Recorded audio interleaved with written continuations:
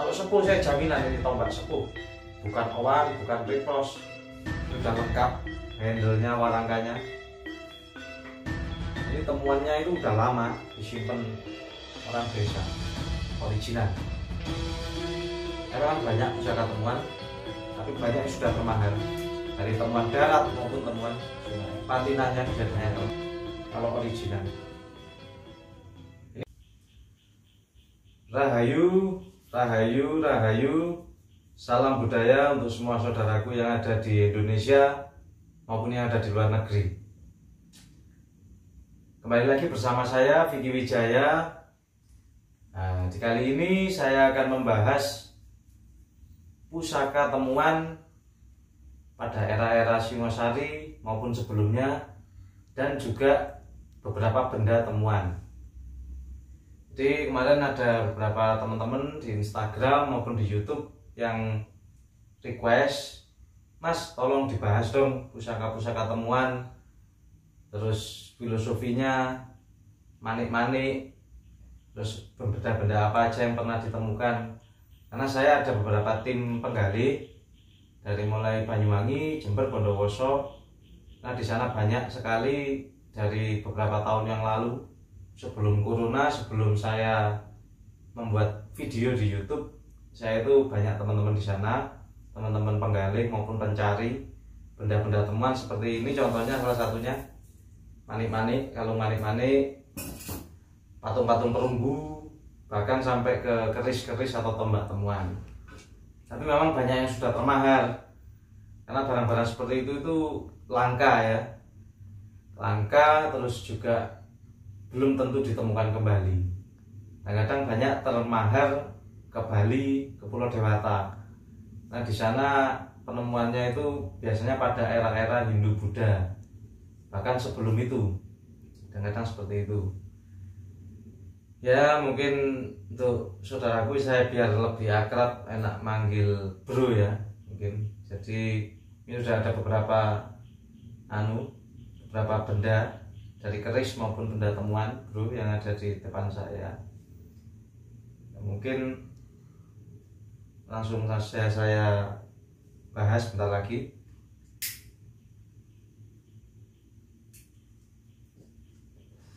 Dari tombak ya, nanti akan seperti biasanya kita akan review detail di akhir video. Jadi untuk mempelajari besi, ini salah satu tombak temuan di daerah Bondowoso, perbatasan Jember dan Bondowoso, daerah Maisan. Ini salah satu tombak temuan, kondisinya memang udah aus, tapi di sini udah ada pamor ya, udah ada pamor di tengah ini, pamor seperti wasputa. Lipatannya, besinya, ini karakter besinya bisa dipelajari. Ini temuan darat.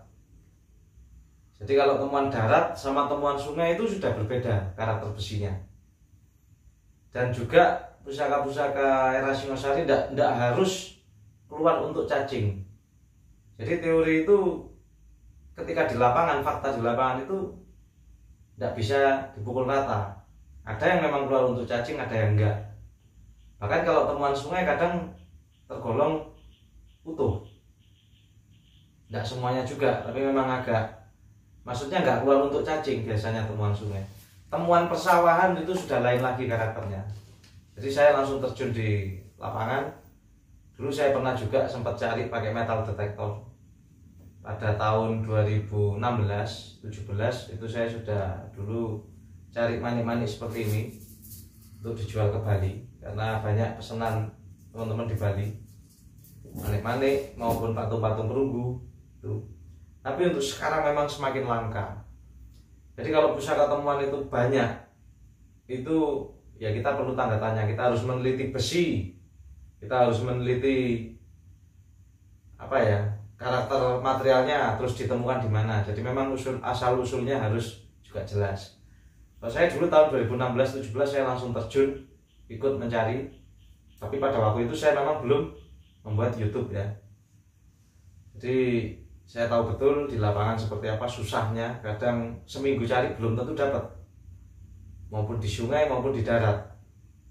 Kadang di darat itu cuma sekedar nemu lempengan-lempengan besi yang tidak berbentuk. atau kadang cuma besi-besi yang bukan berbentuk pusaka lah, dan seperti itu. Kadang belum tentu juga dapat. Kita lihat lokasi itu dekat candi enggak, atau di situ dulu ada peradaban atau bekasnya apa. Kalau Malang jelas ada kerajaan Singosari. Di Mojopahit, Trawulan banyak temuan karena di situ dulu Majapahit. Nah, saya juga mau cerita sedikit tentang Lumajang, kota Lumajang. Mungkin teman-teman ya bisa lihat, browsing juga bisa banyak di Google. Lumajang itu dulu adalah wilayah Mojopahit Timur. Ketika Singosari hancur, pendiri kerajaan Mojopahit yaitu Raden Wijaya dulu sempat lari ke Sumeneb untuk meminta bantuan mendirikan keraton baru yaitu Mojopahit, cikal bakalnya Mojopahit. Dan di sana dia bertemu dengan banyak Wide yang alias namanya adalah Arya Wiraraja. Dia itu diklaim dua kota, yaitu orang Lumajang mengklaim Arya Wiraraja itu orang Lumajang, dan orang Sumeneb mengklaim Arya Wiraraja itu orang Sumeneb. Singkat cerita, saya tidak memperdebatkan itu. Arya Wiraraja atau banyak Wide itu sebenarnya dari kata banyak ide, karena dia cerdas. Itu membantu Raden Wijaya untuk mendirikan keraton Mojopahit.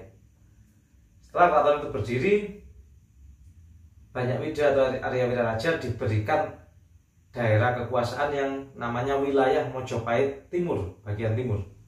Di mana wilayahnya itu? Yaitu di Lumajang. Ibu kotanya ya Lumajang, di daerah Kutorenon. Itu ibu kota Mojopahit Timur. Sedangkan Mojopahit Barat pusatnya ya di Mojokerto itu tadi. Mungkin saya cuma cerita sedikit. Makanya kenapa di Lumajang ini sangat banyak pusaka temuan.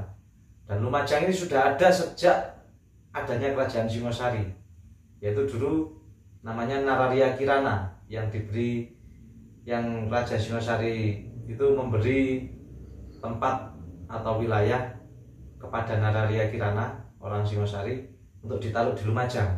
Makanya di Lumajang, kalau jenengan semuanya saudara-saudaraku tahu, ada pisang namanya Nararya Kirana. Coba sampean browsing di YouTube, siapa itu Nararya Kirana? Itu dari Singosari. Saya juga beberapa kali menemukan di daerah Senduro ada situs Selo Gending.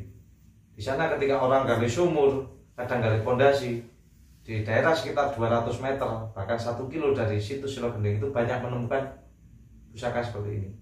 Kebetulan di sana juga saya banyak teman. Jadi ketika ada info dan menemukan patung, menemukan pusaka, itu langsung kontak saya. Jadi saya yang biasanya memang ngambil di daerah sana.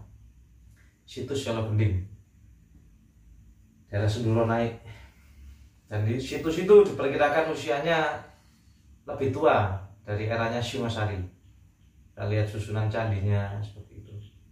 Dan Lumajang sendiri diteliti oleh dari UGM, kampus UGM itu punya benteng seluas sekitar 135 hektar. Belum lagi di sebelahnya ada benteng alam yaitu sungai. Nah, ini hasil dari saya sharing-sharing sama mantan Kepala Dinas Pariwisata di Lumajang yaitu Pak Indrianto. Mungkin suatu saat akan kami undang ke channel kami untuk lebih jelas mengulik sejarah tentang kota kecil Lumajang ini, yang padahal dulunya ini sangat berperan pada pembentukan Mojopahit, kerajaan besar yang menguasai wilayah Asia.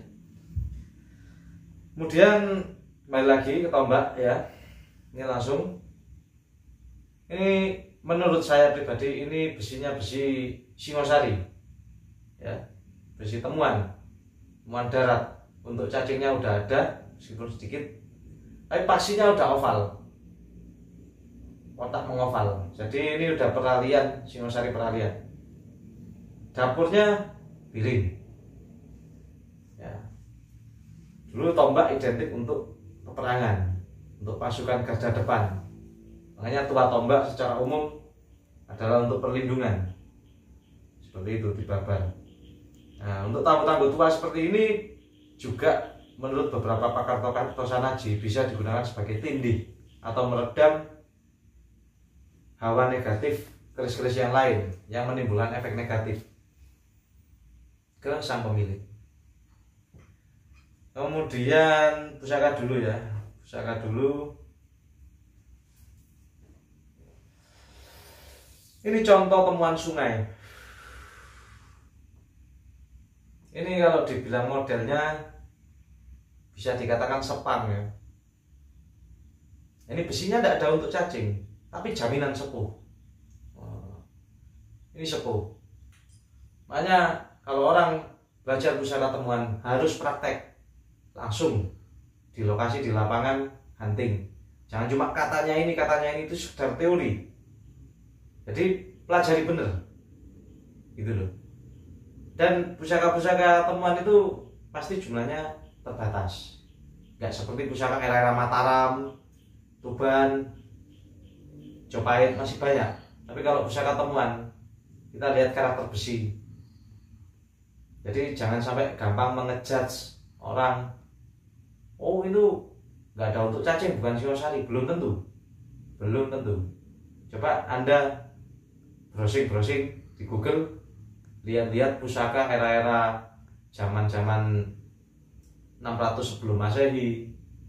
Zaman-zaman itu banyak di Google artikel-artikel tentang keris-keris atau bukan keris, mohon maaf, senjata-senjata peninggalan Mesir misalnya contohnya.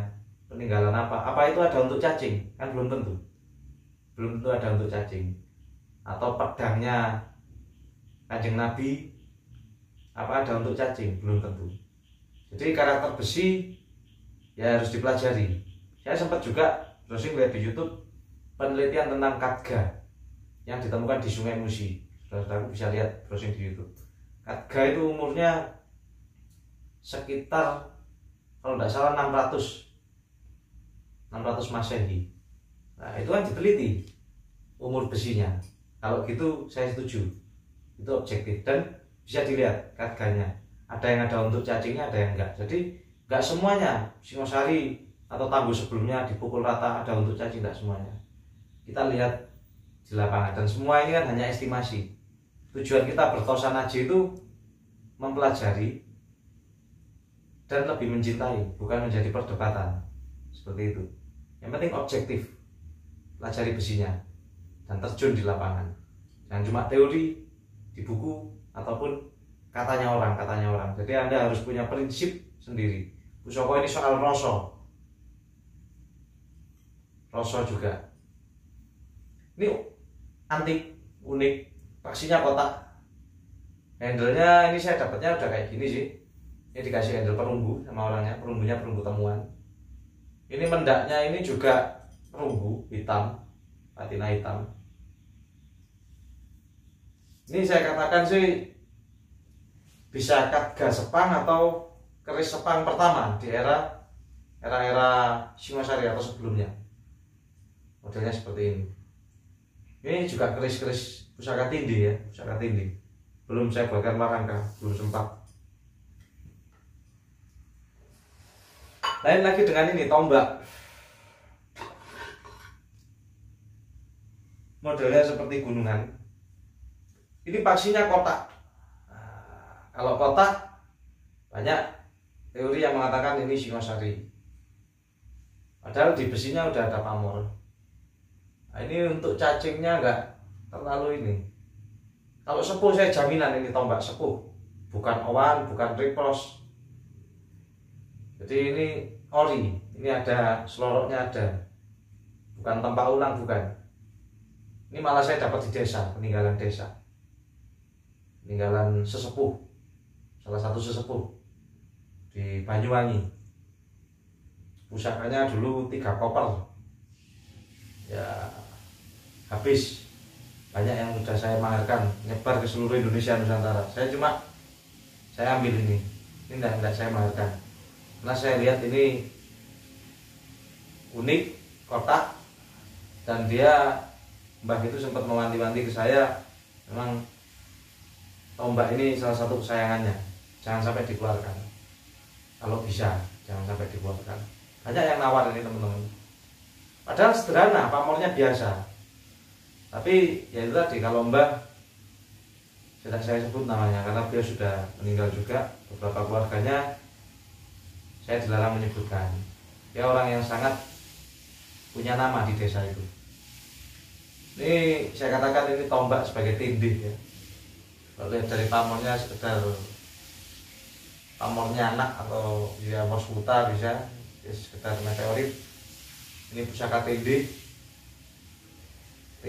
buat peredam pusaka lainnya, karena ini termasuk tombak tua, era-era tua vaksinnya kotak.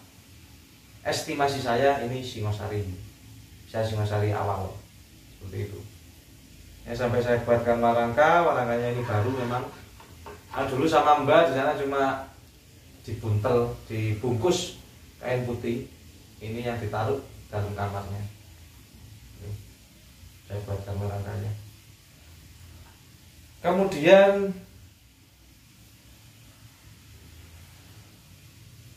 ya saya katakan tombak ini adalah father of tombak atau bapaknya tombak-tombak di era-era sesudahnya. Jadi tombak-tombak awal era Singosari. Nah, ini yang antik di sini saya punya lagi. Ini yaitu tombak yang estimasi saya itu sebelum era Singosari. Karena saya juga banyak mencari ini ya artikel ya. Seperti di sini ada artikel di sini yang menjelaskan zaman Kadewatan itu berlangsung sebelum abad 16. Jadi maka kerajaan-kerajaan yang tercatat di Pulau Jawa pada masa itu ada kerajaan ini, Salakanagara, Tarumanagara tahun 300 sampai 600-an, ada kerajaan Kendhan. Dan di sini banyak empu-empu yang dituliskan di sini. Kemudian kalau buku-buku keris memang tidak sama penyebutan zaman atau periodisasinya kerajaan di Indonesia. Namun jika merujuk pada penulisan tahun pada buku tentang keris, itu nggak ada perbedaan.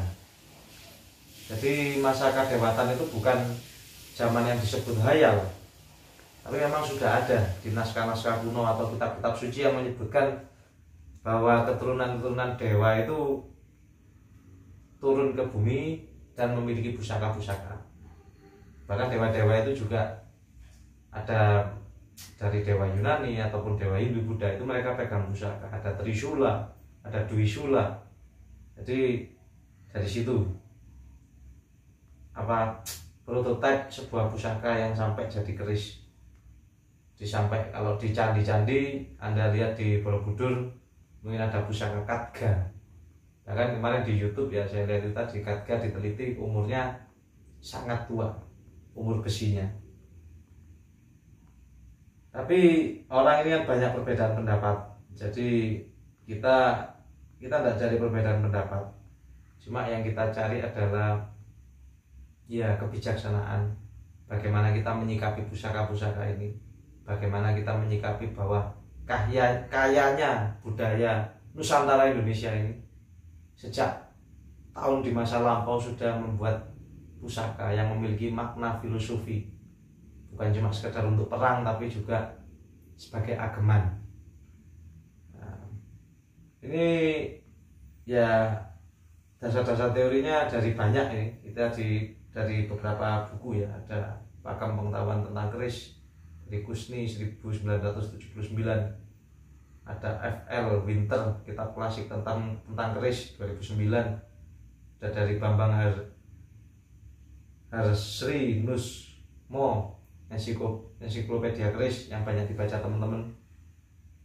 Saya mencari literaturnya ya dari sini. Tapi yang penting lagi untuk berkeris atau bertosan haji itu jangan mencari perdebatan. Karena percuma Anda pintar tapi Anda tidak menerapkan filosofi pusaka pada kehidupan. Yang paling penting itu Anda mempelajari, mencintai budaya Nusantara dan menerapkan filosofi pusaka yang baik untuk bisa diterapkan nilai-nilai adiluhung, nilai-nilai ajaran, budi pekerti, etika untuk di kehidupan masyarakat. Itu akan lebih bermanfaat. Yang unik tadi saya katakan ini saya baru dapat. Ini memang saya tidak tahu asal usulnya, tapi infonya dari teman daerah Bondowoso ini temuan dulunya. Ini udah lengkap, handle-nya, warangkanya. Ini temuannya itu udah lama disimpan orang desa. Bahkan saya tanya dari temen ke yang dapatnya tombak ini, ke anaknya, bapaknya udah almarhum ini, udah ada mulai mbahnya dulu. Padahal bapaknya itu kelahirannya itu 1920, dan mulai dari mbahnya itu udah ada. Jadi ini kalau saya kategorikan ini temuan tombak, temuan tapi yang udah sebelum kemerdekaan temuannya. Kalau lihat dari besi, ini jamin tus sepuh, bukan ripos atau bukan owahan. Tapi untuk menangguh, monggo Anda bisa komentar di kolom komentar. Jadi Anda menangguh apa terserah. Tapi kalau saya pribadi saya tangguh. Bentar lagi ya. Saya baru menemui tombak seperti ini, dapurnya antik ya. Ini loh, 1, 2, 3, 4, segi 4 ya. Jadi ada 4 sisi. Pamornya keleng. Menurut saya ini sebelum era Singosari. Kenapa kok sebelum era Singosari? Kita coba kita lihat buka. Karena saya pernah dapat tombak seperti ini, tapi kecil. Itu temuan dan udah hancur. Pernah kok saya dapat dan saya maharkan. Nah, saya buat status di WA maupun di Instagram. Nah, bisa dilihat. Banyak dibahas di beberapa youtuber pusaka ataupun teman-teman yang tahu bisa di browsing. Tombak yang dulu sebelum ada paksi, ya ini paksi ya, itu seperti ini, pakai selongsong. Jadi kayu dimasukkan di sini. Awal ada yang mengatakan teman-teman ini era Purwocarito, atau ada yang mengatakan ini era Kabudan, sebelum Kabudan.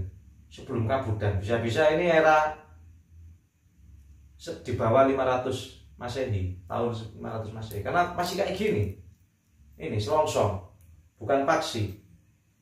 Nah, ini ada lubangnya untuk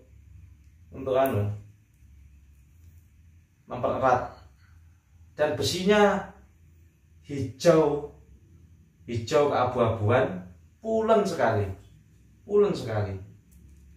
ujungnya masih tajam. Nanti akan kami videokan. Yang pasti ini bukan barang baru. Kalau Anda mau cek panting, datang ke rumah saya, monggo. Ini bukan barang ripos. Buat apa ripos sekedar tombak? Toh di pasaran harga tombak tidak setinggi harga keris, gitu loh. Tapi kalau tombak kayak gini, cari, saya ingin tahu. Ini agak langka. Ininya loh, besar tombaknya, jumbo. Dan ini rawatan dari tahun-tahun yang lalu. Sebenarnya ini tombak ini ada jodohnya, yaitu keris. Cuma masih di bawah saudaranya, ada di luar pulau di Kalimantan. Itu masih saya tembusi. Rencananya akan saya mahari juga, karena besinya katanya hampir sama juga, keleng. Cuma dia tidak paham keris itu lulus apa bagaimana, saya belum menanyakan lebih lanjut ya.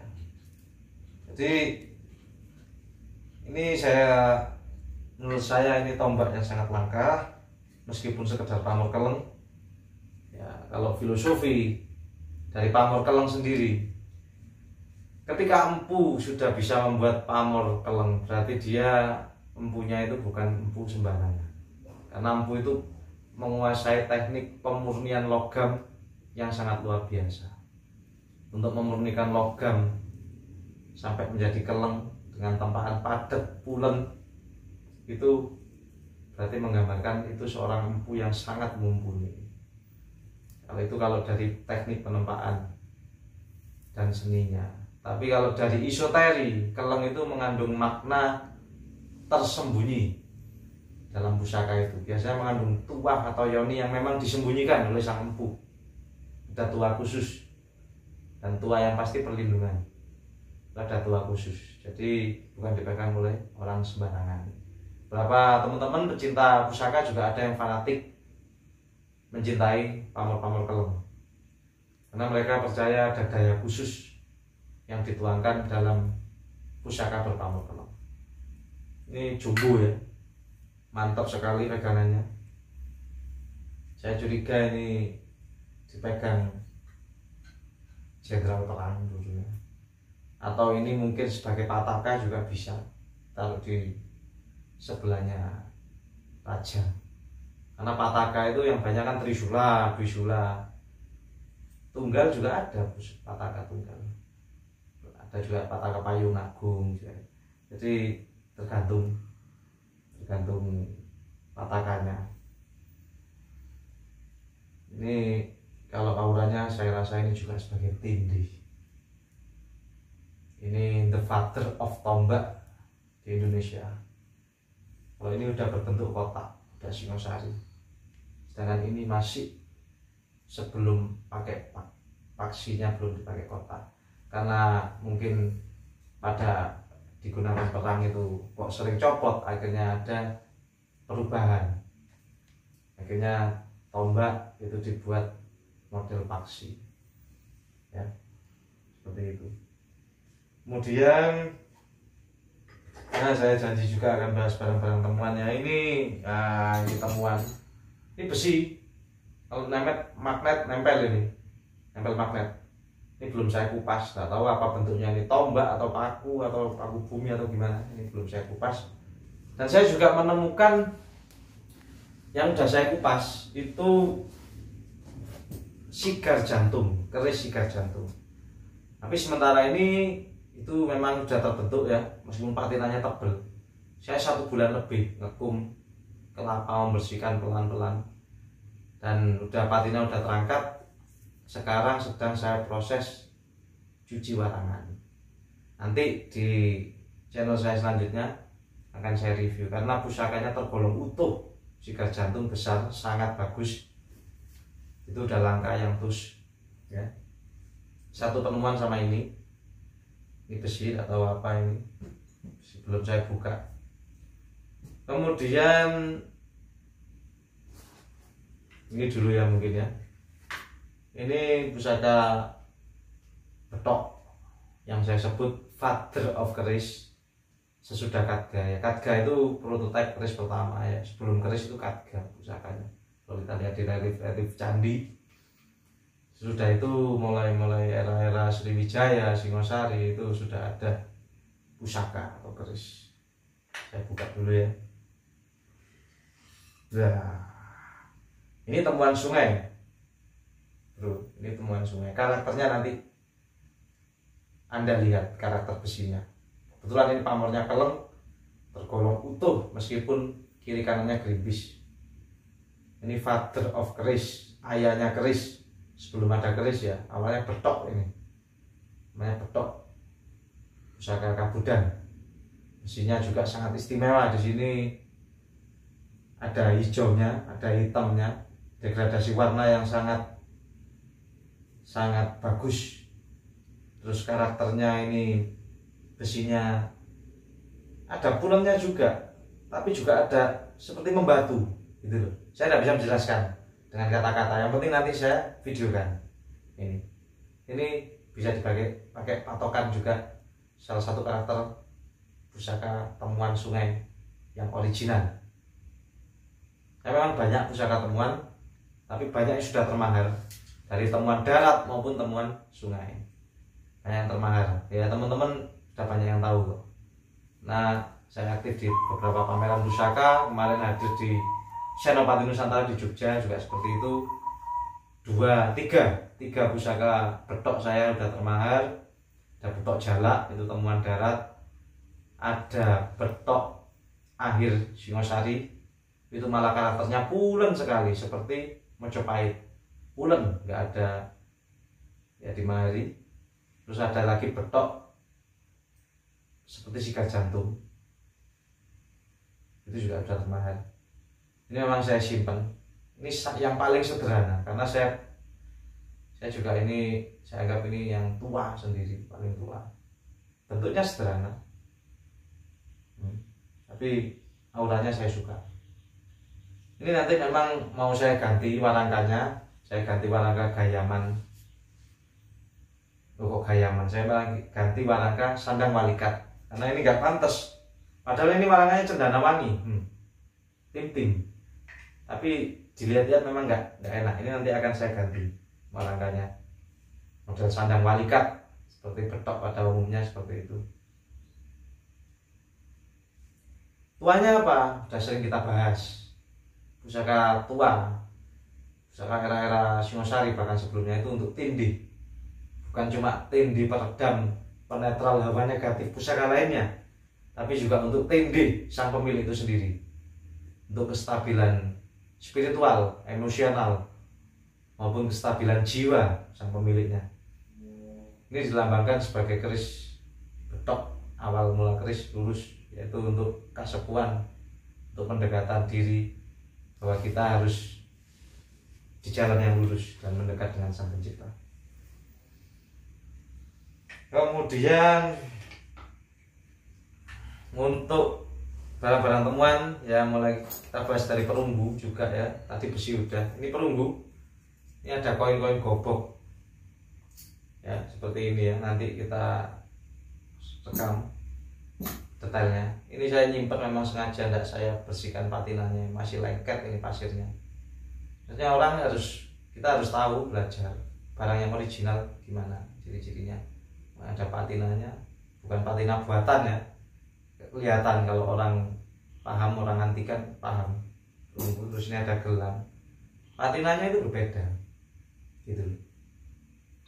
Pokok barang temuan ini bisa dilihat yang paham. Ini juga manik-manik. Ini ada batu karneliannya, ada kristal es. Ini ada manik gambar, ada manik blue raja merah. Ini juga temuan original kayak gini. Saya dulu beberapa tahun yang lalu banyak jual ke Pulau Dewata. Ini juga kristal es jumbo ya, saudara ya. Ini batu, kalau diestimasikan ini era-era purbakala. Ini juga kristal es ya, purbakala. Beda sama yang jenangan, dipegang dingin kalau kristal es. Terus motif seratnya berbeda, jadi orang paham. Yang original ini ya memang batu kecubung kristal, biasanya seperti itu yang kuno. Ini perunggu sungai agak hitam, model kayak lonceng. Ada ini dalamnya, saya simpen memang untuk pembelajaran, meskipun bentuknya sederhana. Tidak bau amis, tidak bau. Nah, ini juga ini perunggu temuan, patinanya bisa dilihat kalau original. Ini udah dibersihkan juga sedikit. Awal itu patinanya tebel, tapi patina dasarnya tetap kita tidak bersihkan. Ada hitam, degradasi warnanya kita lihat, ada hitam. Terus detail patungnya garap zaman dulu, zaman yang kuno. Ini perunggu Majapahit. Ini bisa dikatakan putri raja ya, kayak model putri raja. Nah, ini patinanya yang dalam, ini akan kita videokan. Cirinya itu tadi, pertama bau, terus kemudian patina, terus belajar patina. Patung perunggu ini paling sulit. Saya sendiri tetap belajar terus. Jadi ketika teman-teman dapat entah model apa, kadang hancur, saya pasti lihat, saya bawa. Karena banyak teman-teman juga bisa proses, tapi berbeda. Kalau original itu beda patinanya, garap detailnya. Dulu saya dapat patung kulit emas juga udah termahal, atau patung itu dewa Hindu juga termahal. Ya kemarin juga sempat dapat beberapa pusaka, tapi banyak yang saya cucikan. Jadi mungkin nanti akan saya babar di. Saya kemarin hunting ke Jember, Bondowoso, Banyuwangi, dapat sekitar 10 pusaka, tapi masih saya cucikan dulu. Karena masih lokasian desa, jadi karat gak enak di review, kurang jelas nanti. Terus cincin ini juga cincin temuan. Kemarin saya punya beberapa cincin temuan, tapi banyak yang termahal. Ciri khas cincin temuan gimana? Garapnya dulu detail ya, tapi lihat temuannya apa? Cincin ini estimasi ada cincin Mojopahit, ada cincin era sebelum Mojopahit, kadang emas, kadang perunggu, kadang kuningan sari. Ya, beda-beda.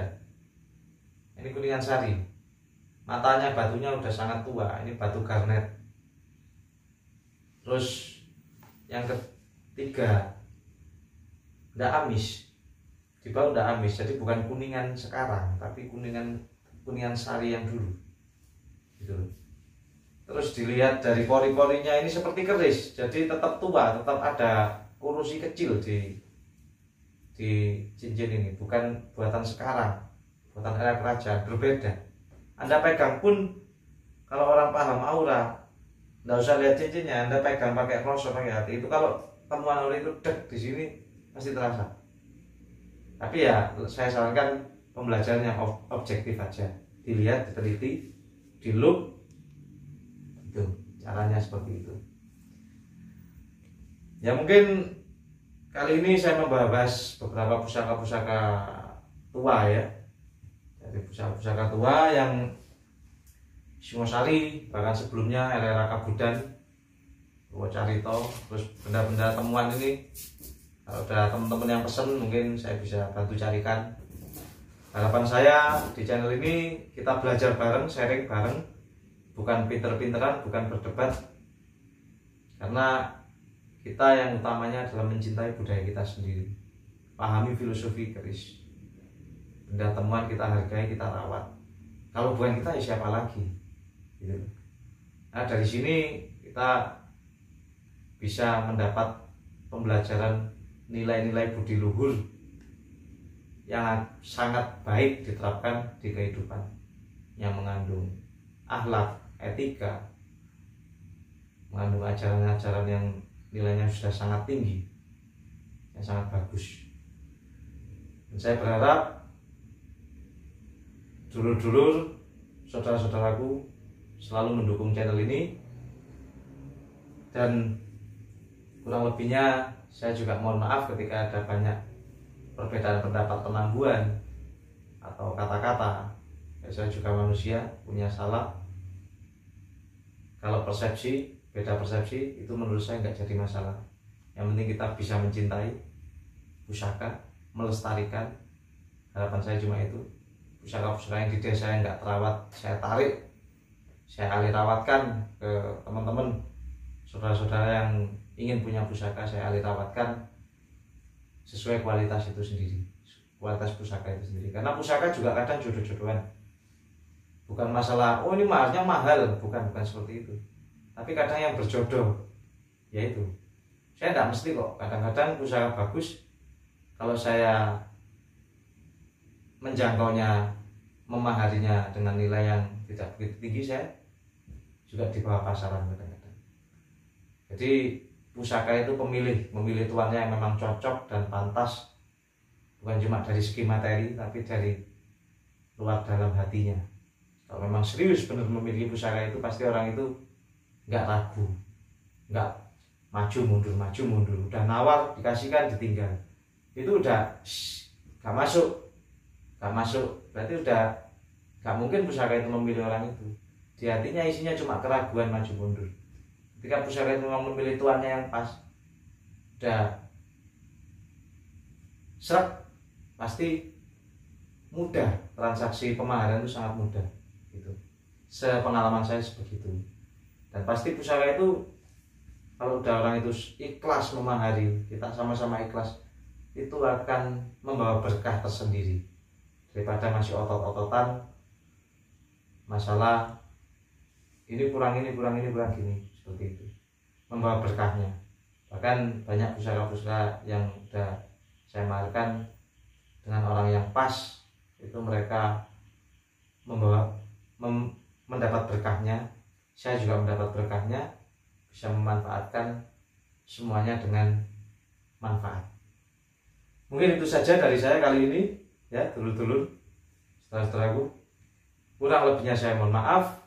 Monggo yang mau ada sharing-sharing atau mau pesan pusaka, pemaharan pusaka, bisa kontak WA saya di YouTube ini ataupun di Instagram saya. Instagram saya Vicky Wijaya Pusaka. Mungkin itu ya dari saya untuk kali ini. Kurang lebihnya saya mohon maaf. Semoga jaya selalu. Nusantaraku, pusaka Indonesia tetap terlestarikan dengan baik, dan anak-anak muda mau mencintai budayanya sendiri. Rahayu, rahayu, rahayu. Salam budaya.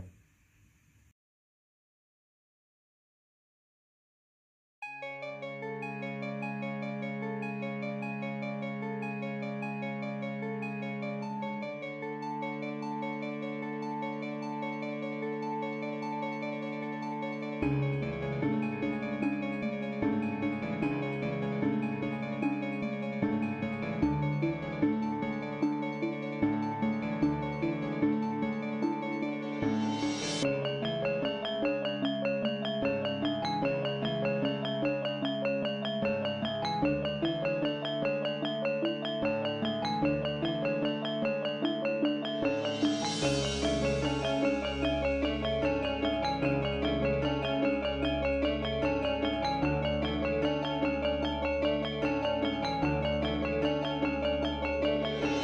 Thank you.